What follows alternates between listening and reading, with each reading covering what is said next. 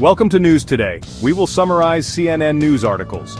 Russia launched a new wave of missile strikes across Ukraine overnight, causing casualties and widespread damage. Rescue workers are scrambling to pull survivors from the rubble of collapsed buildings in multiple cities.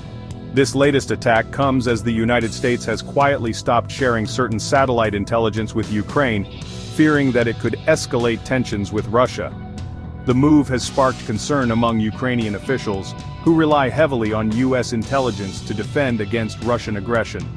Global leaders have been quick to condemn the Russian strikes, with European Council President Donald Tusk calling them barbaric and aimed at breaking the spirit of the Ukrainian people. Ukrainian President Volodymyr Zelensky addressed the nation, vowing to rebuild and stating that Russia will not succeed in plunging our country into darkness. The situation remains tense with no end in sight for the ongoing conflict. Tropical storm. Alfred has brought torrential rain and strong winds to Australia's northeastern coast, leaving a trail of destruction in its wake. Coastal towns have been battered by high tides and flooding, with some areas receiving over 20 inches of rain in a 24-hour period.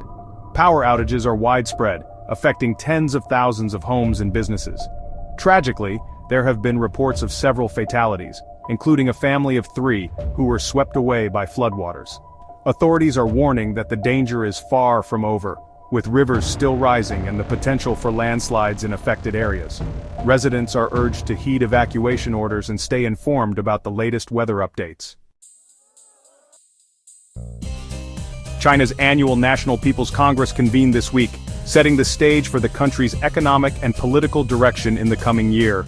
Against a backdrop of escalating tensions with the United States, the gathering emphasized China's commitment to self-reliance and technological innovation. Premier Li Qiang outlined a series of policies aimed at boosting domestic demand and fostering growth in key sectors, such as artificial intelligence and renewable energy. Li also addressed China's demographic challenges, highlighting measures to support the aging population and boost the country's flagging birth rate. The NPC session underscores China's determination to chart its own course amidst a complex global landscape. Section 4. Pope Francis hospitalized. Pope Francis remains hospitalized in Rome, undergoing treatment for bronchitis. The 86-year-old pontiff was admitted to Gemelli Hospital after experiencing difficulty breathing. The Vatican has stated that he has responded well to antibiotic treatment and his condition is improving.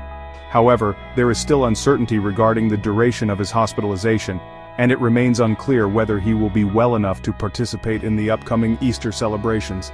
The Vatican has indicated that a decision on his participation will be made closer to the time, depending on his recovery. Section 5. Canada's leadership race. Canadian Prime Minister Justin Trudeau's announcement that he will not seek re-election has triggered a race to succeed him as leader of the Liberal Party. Trudeau's decision comes after a series of political crises and declining public support for his government. His departure sets the stage for a potentially pivotal election in Canada. Among the leading contenders to replace Trudeau are Deputy Prime Minister and Finance Minister Chrystia Freeland and former Bank of Canada Governor Mark Carney. Whoever emerges victorious will face a number of challenges, including navigating the complex relationship with the United States and addressing growing economic concerns. The outcome of the Liberal leadership race will have significant implications for the future of Canadian politics.